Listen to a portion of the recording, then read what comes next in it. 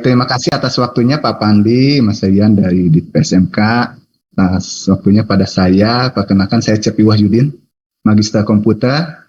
Saya Kepala Sekolah SMK Negeri 1 Kawali, tertanggal 6 Desember 2021. Baik Pak, inilah profil dari Negeri 1 Kawali Pak. Diletaknya di Kabupaten Ciamis, bagian utara, yang mempunyai visi terwujudnya lulusan yang berakhlak mulia, unggul, profesional, mandiri, dan berdaya saing global pada tahun 2026.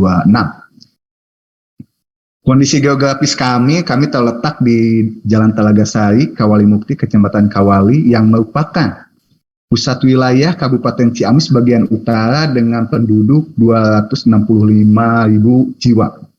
Kami terletak di posisi tengah-tengah pusat wilayah Kabupaten Ciamis bagian utara. Kita sudah berkemitraan dengan pemerintahan desa, instansi pemerintahan Kabupaten Ciamis maupun Jawa Barat, beberapa perguruan tinggi, dan IDUKA. Minat masyarakat ke sekolah kami cukup besar, Pak. Kami setiap tahun menerima 147% pendaftar dari kuota yang tersedia. Jadi sekitar 47% kami menyeleksi hal tersebut. Dari dukung sekolah mempunyai ruang praktik software, kemudian kami telah melakukan guru tamu IDUKA untuk LPL, kemudian kami juga telah bekerja sama dengan Disbudpora Ciamis dengan gamifikasi untuk Museum Galuh Virtual. Kemudian kami juga telah ada LSP P1 SMKN 1 Kawali untuk kompetensi kalian LPL, dan kami mempunyai asesor, Pak. Kemudian kami juga punya daya dukung yang lain, yaitu di Teaching Factory TKJ. Teaching Factory TKJ ini telah menjadi percontohan nasional untuk tahun 2021, di mana kami menjadi partner dari BBPP MPP Makassar untuk Teaching Factory TKJ, di mana kami namakan Teaching Factory-nya IT Mall yang mempunyai sebuah data center. Nah, bagaimana daya dukung Teaching Factory setiap kompetensi keahlian? Kami mempunyai satu nama TEFA, yaitu namanya Qualitek. Gitu. Qualitek itu kuali dari Kawali, kuali dari kualitas, dan teknologi. Karena kami merupakan sebagian besar SMK bagian teknologi. Di mana di sini beberapa jurusan, inilah TKRO, kami mempunyai servis berkala untuk kendaraan mobil, kemudian desain informasi bangunan, kami juga menjadi sebuah konsultan di bagian bangunan dan pengawas surveyor yang bekerja sama dengan Kemenpu. Kemudian di seni karawitan Sunda, kami juga sering manggung di pertunjukan-pertunjukan baik di lokal maupun di Kabupaten Ciamis. Kami juga punya TKJ ini yang akan menjadi partner dari Rekayasa Perangkat Lunak. Kami membangun gerbang tol di desa sehingga kami dapat menyebarkan informasi-informasi ke desa-desa. Bagaimana rencana dari pengembangan Teaching Factory Rekayasa Perangkat Lunak yang kami ajukan sebagai SMK Pusat Keunggulan? Kami berada di bidang perancangan pengembangan perangkat lunak dan game. Gitu. Potensi sekolah. Inilah potensi sekolah dari satu potensi wilayah. Kami dari Kecamatan Kawali itu ada 11 desa, kemudian di kecamatan-kecamatan yang lain cukup banyak juga. Kemudian kami juga telah bekerja sama dengan Himpunan Pengusaha Surawisesa Kecamatan Kawali, di mana bidangnya adalah bidang pertanian, perikanan, dan peternakan. Kami juga telah mengeluarkan produk, ada 3 produk, yaitu Galuh Virtual Disbudpora, yaitu Museum Galuh. Kemudian juga aplikasi panen madu di sini untuk mendeteksi bagaimana panen madu akan bisa dilaksanakan pada tanggal kapan sehingga terdeteksi secara computerized gitu. Kemudian kami juga mengembangkan aplikasi BUMDes Marga Harja. Selain itu kami juga mempunyai infrastruktur yang lain, di mana Teaching Factory TKJ yang telah kami kembangkan ini menjadi percontohan nasional, mempunyai data center di sekolah masing-masing, di sekolah kami. Kemudian kami juga punya jaringan internet fiber optik dan dukungan daya listrik yang memadai 7x24 jam. Kami mempunyai genset sebesar 100 kVA, sehingga insya Allah untuk listrik kami akan jamin bisa berjalan. Kemudian kemitraan. Di kemitraan yang pertama di produk, kami telah bekerja sama dengan Desa Karangpawitan Kawali, Desa Margaharja Sukadana, dan Disbudpora Ciamis untuk Galuh Virtua. Dan untuk riset pengembangan TEPRA di bidang LPL, kami bekerja sama dengan PPTIK ITB dan STT YBSI untuk riset teaching factory. Kemudian untuk sinkronisasi kurikulum, kami bekerja sama dengan PT Alvaro Satyanusa dan PT Inovindo Digital Media. Sebagai dari TEVA LPL, kami mendukung support program untuk 3 program pemerintah, yaitu yang pertama Desa Digital, Jabar Digital Service, dan SMK Membangun Desa. Kemudian tujuan dari jasa perancangan pengembangan lunak ada 3, Pak. Mengembangkan pusat jasa, yang pertama itu mengembangkan pusat jasa perancangan dan pengembangan perangkat lunak, kemudian mendukung organisasi yang dinamis dan harmonis di desa, khususnya kami di Kabupaten Ciamis dan Provinsi Jawa Barat, dan sebagai pra-startup implementasi teaching factory untuk mempersiapkan melatih peserta didik untuk mampu berwirausaha dalam bidang jasa perancangan dan pengembangan perangkat lunak. Ruang lingkup seperti apa yang akan kami kembangkan? Yang pertama adalah sistem informasi web, jasa perancangan pengembangan sistem informasi web. Yang kedua adalah aplikasi mobile, game, dan IoT, jasa perancangan aplikasi berbasis mobile, game, dan IoT. Kemudian aplikasi desktop, jasa perancangan berbasis desktop. Kemudian jasa konsultasi pengembangan sistem informasi bagi desa maupun pemerintah yang ada di Kabupaten Ciamis. Kami juga berkolaborasi dengan ITMO dengan konsep sistem integrator yang merupakan kolaborasi antara LPL dengan TKJ, di mana nanti sesuai dengan kebutuhan industri bahwa seorang peserta didik itu harus sesuai dengan standar industri, yaitu dengan DevOps dan GitLab. Maka kami bisa mempunyai sebuah lab yang disediakan secara mandiri di sekolah kami, yaitu dengan TKJ, kolaborasi TKJ dengan LPL.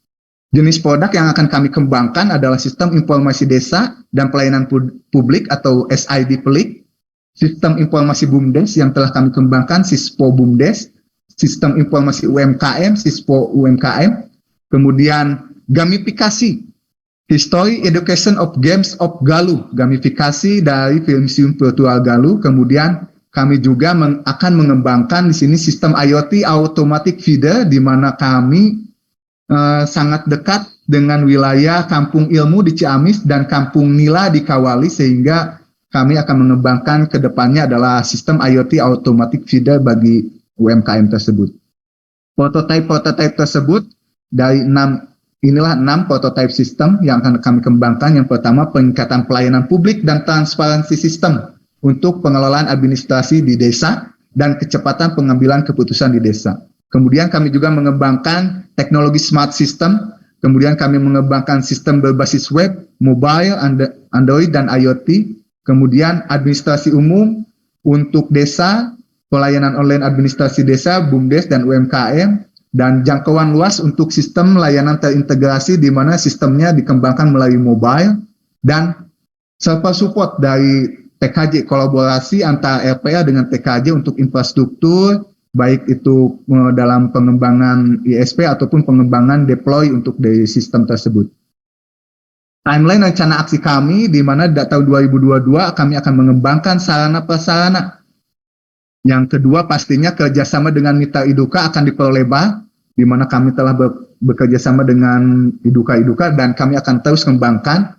Dengan lembaga pemerintahan desa juga kami telah kemarin MOU dengan 11 desa, dan pemerintah daerah kami dengan Diskominfo Ciamis dan BUMDes dari desa Ciamis. Dan perguruan tinggi kami telah bekerja sama tadi dengan PPTIK ITB dan STT YBSI. Kemudian di tahun 2022 ini kami akan mengembangkan sinkronisasi kurikulum yang lebih mendalam dengan kurikulum prototype ini. Saya sangat antusias gitu menyambut, karena di sini kami bisa untuk mengkolaborasi antara kebutuhan di industri dengan kebutuhan di sekolah, sehingga kami dapat suatu kebebasan dalam merancang sistem dari sinkronisasi kurikulum khususnya untuk LPL.